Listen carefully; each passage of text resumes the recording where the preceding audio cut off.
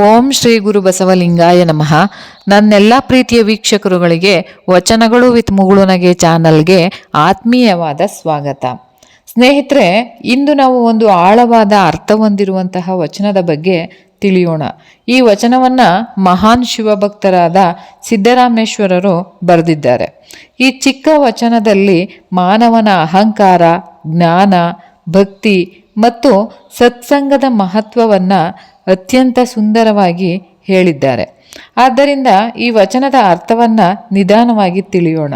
ವಚನ ಸಾಹಿತ್ಯವು ನಮ್ಮ ಕನ್ನಡದ ಅತ್ಯಂತ ಅಮೂಲ್ಯವಾದ ಆಧ್ಯಾತ್ಮಿಕ ಸಂಪತ್ತು ಅಂತಾನೆ ಕೂಡ ಹೇಳ್ಬಹುದು. ಈ ವಚನಗಳ ಮೂಲಕ ಸಂತರು ಜನರಿಗೆ ಸರಳ ಭಾಷೆಯಲ್ಲಿ ಜೀವನದ ಸತ್ಯವನ್ನು ತಿಳಿಸಿದ್ದಾರೆ. ಅವರ ಉದ್ದೇಶ ಏನು ಗೊತ್ತಾ? ಜನರು ದೇವರನ್ನು ಅರಿತುಕೊಳ್ಬೇಕು, ಜೀವನವನ್ನು ಸತ್ಯ ಮತ್ತು ಧರ್ಮದ ಮಾರ್ಗದಲ್ಲಿ ನಡೆಯಬೇಕು ಅಂತ. ಅಂತಹ ಮಹಾನ್ ವಚನಕಾರರಲ್ಲಿ ಒಬ್ಬರು ಶ್ರೀ ಗುರು ಶಿವಯೋಗಿ ಸಿದ್ದರಾಮೇಶ್ವರರು. ಅವರು ಭಕ್ತಿಯ ಮೂಲಕ ಸಮಾಜಕ್ಕೆ ಮಹತ್ತರ ಸಂದೇಶವನ್ನು ನೀಡಿದರು. ಹಾಗಾದರೆ ಅಂತಹ ಒಂದು ಅದ್ಭುತವಾಗಿರುವಂತಹ ವಚನವನ್ನೊಮ್ಮೆ ಕೇಳೋಣ. ಅಜ್ಞಾನವೆನ್ನದು ಜ್ಞಾನ ನಿನ್ನದು, ಶಿವಯೋಗಿ ಸಿದ್ದರಾಮೇಶ್ವರರ ತಮ್ಮಂದರಲ್ಲಿ ಬಿದ್ದಿದ್ದೇನೆ, ಮುದ್ದ ಸಲಿಸೋದು ಕಪಿಲ ಸಿದ್ಧ ಮಲ್ಲಿಕಾರ್ಜುನ. ನೋಡಿ, ಈ ವಚನದ ಮೊದಲ ಸಾಲಲ್ಲೇ ಅಜ್ಞಾನವೆನ್ನದು ಜ್ಞಾನ ನಿನ್ನದು, ಈ ಒಂದು ಸಾಲಿನಲ್ಲೇ ತುಂಬ ದೊಡ್ಡ ಒಂದು ತತ್ವ ಅಡಗಿದೆ ನೋಡಿ. ಮಾನವನಿಗೆ ಸ್ವಲ್ಪ ಜ್ಞಾನ ಬಂದರೆ ಸಾಕು, ಅವನಿಗೆ ಅಹಂಕಾರ ಬರುತ್ತೆ, ನನಗೆಲ್ಲ ಗೊತ್ತು ಎಂಬ ಭಾವನೆ ಬರುತ್ತೆ. ಆದರೆ ನಿಜವಾದ ಜ್ಞಾನಿಗಳಿಗೆ ಅಹಂಕಾರ ಇರುವುದಿಲ್ಲ. ಅವರು ಯಾವಾಗಲೂ ಹೇಳ್ತಾರೆ, ನಾನು ಇನ್ನೂ ಕಲಿಯಬೇಕಿದೆ, ನಾನು ಇನ್ನೂ ಕಲಿಯಬೇಕು ಅಂತ. ಇಲ್ಲಿಯೂ ಕೂಡ ಸಿದ್ದರಾಮೇಶ್ವರರು ದೇವರ ಮುಂದೆ ತುಂಬ ವಿನಮ್ರವಾಗಿ ಹೇಳ್ತಾರೆ, ನನ್ನಲ್ಲಿರುವುದು ಅಜ್ಞಾನ ಮಾತ್ರ, ನಿಜವಾದ ಜ್ಞಾನವೆಲ್ಲವೂ ನಿನ್ನದು. ಇದು ನಮಗೆ ಒಂದು ದೊಡ್ಡ ಪಾಠವನ್ನು ಕಲಿಸುತ್ತೆ. ಮಾನವನು ಎಷ್ಟೇ ವಿದ್ಯೆ ಪಡೆದರೂ, ಎಷ್ಟೇ ಅನುಭವ ಹೊಂದಿದರೂ ದೇವರ ಜ್ಞಾನದ ಮುಂದೆ ಅದು ತುಂಬ ಚಿಕ್ಕದು. ಆದ್ದರಿಂದ ನಾವು ಯಾವಾಗಲೂ ವಿನಮ್ರರಾಗಿರಬೇಕು. ಈ ಮಾನವನ ಅಹಂಕಾರ ಅಂದರೆ ಇಂದಿನ ಕಾಲದಲ್ಲಿ ನಾವು ನೋಡಿದ್ರೆ ಜನರು ತಮ್ಮ ಜ್ಞಾನವನ್ನು ಪ್ರದರ್ಶಿಸಲು ತುಂಬ ಪ್ರಯತ್ನಿಸ್ತಾರೆ. ಯಾರಾದರೂ ಸ್ವಲ್ಪ ಓದಿದ್ದರೆ ಅವರು ಇತರರನ್ನ ಒಂದು ಕೀಳಾಗಿ ನೋಡ್ತಾರೆ, ತಗ್ಗಾಗಿ ನೋಡ್ತಾರೆ, ಕೆಳಮಟ್ಟದವರಾಗಿ ನೋಡ್ತಾರೆ. ಆದರೆ ಇದು ನಿಜವಾದ ಜ್ಞಾನವಲ್ಲ. ನಿಜವಾದ ಜ್ಞಾನವು ಮಾನವನನ್ನ ವಿನಮ್ರನಾಗಿಸುತ್ತೆ. ಅಂದರೆ ಅಹಂಕಾರವು ಅಜ್ಞಾನಿಯ ಲಕ್ಷಣ, ವಿನಮ್ರತೆ ಜ್ಞಾನಿಯ ಲಕ್ಷಣ ಅಂತ. ಇನ್ನು ಎರಡನೆಯ ಸಾಲಲ್ಲಿ ನೋಡೋದಾದರೆ, ಶಿವಯೋಗಿ ಸಿದ್ದರಾಮೇಶ್ವರರ ತಮ್ಮಂದಿರಲ್ಲಿ ಬಿದ್ದಿದ್ದೇನೆ. ಇಲ್ಲಿ ತಮ್ಮಂದಿರು ಅಂದರೆ ಶಿವಭಕ್ತರು. ಸಿದ್ದರಾಮೇಶ್ವರರು ಹೇಳ್ತಾರೆ, ನಾನು ಶಿವಭಕ್ತರ ನಡುವೆ ಸೇರಿಕೊಂಡಿದ್ದೇನೆ. ಇದು ತುಂಬ ಮಹತ್ವದ ಮಾತು ನೋಡಿ. ಮಾನವನ ಜೀವನದಲ್ಲಿ ಸ್ನೇಹ ಮತ್ತು ಸಾನ್ನಿಧ್ಯ ಬಹಳ ಮುಖ್ಯ. ನಾವು ಯಾರ ಜೊತೆ ಸಮಯ ಕಳೆಯುತ್ತೇವೋ ನಮ್ಮ ಜೀವನ ಕೂಡ ಹಾಗೆಯೇ ರೂಪುಗೊಳ್ಳುತ್ತೆ.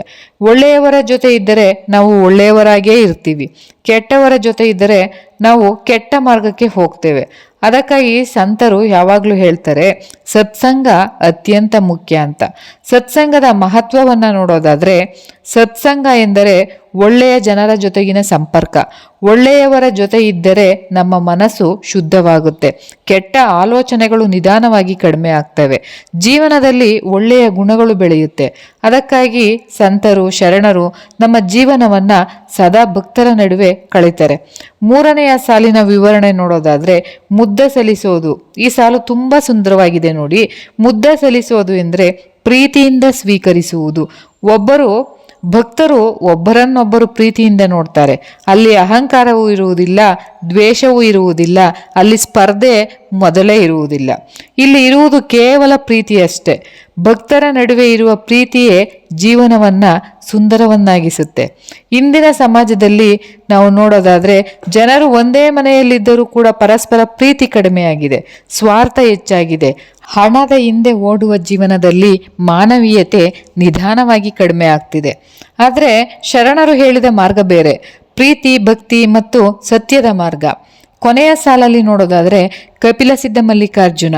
ಇದು ದೇವರ ಅಂಕಿತ ನಾಮ. ಸಿದ್ದರಾಮೇಶ್ವರರ ಅಂಕಿತನಾಮ. ಸಿದ್ದರಾಮೇಶ್ವರರು ದೇವರನ್ನು ಉದ್ದೇಶಿಸಿ ಹೇಳ್ತಾರೆ, ನಾನು ಶಿವಭಕ್ತರ ನಡುವೆ ಸಂತೋಷದಿಂದ ಇದ್ದೇನೆ. ಇದು ನಿನ್ನ ಕೃಪೆಯಿಂದ ಸಾಧ್ಯವಾಗಿದೆ. ಇದರಿಂದ ಒಂದು ಮಹತ್ವದ ಸತ್ಯ ಗೊತ್ತಾಗ್ತದೆ. ಜೀವನದಲ್ಲಿ ಒಳ್ಳೆಯ ದಾರಿ ಸಿಗುವುದು ದೇವರ ಕೃಪೆಯಿಂದ ಅಂತ. ಈ ವಚನದ ಒಂದು ಮುಖ್ಯ ಸಂದೇಶ ನೋಡೋದಾದ್ರೆ, ಒಟ್ಟಾರೆ ಈ ವಚನದಿಂದ ನಾವು ತಿಳಿಬೇಕಾಗಿರ್ತಕ್ಕಂತಹ ಒಂದು ವಿಷಯ ಏನಂದ್ರೆ, ಈ ವಚನದಿಂದ ಹಲವಾರು ಜೀವನದ ಪಾಠಗಳು ಸಿಗ್ತವೆ. ಫಸ್ಟು ವಿನಮ್ರತೆ. ನಿಜವಾದ ಜ್ಞಾನಿಗೆ ಅಹಂಕಾರ ಇರುವುದಿಲ್ಲ. 2, ಸತ್ಸಂಗ.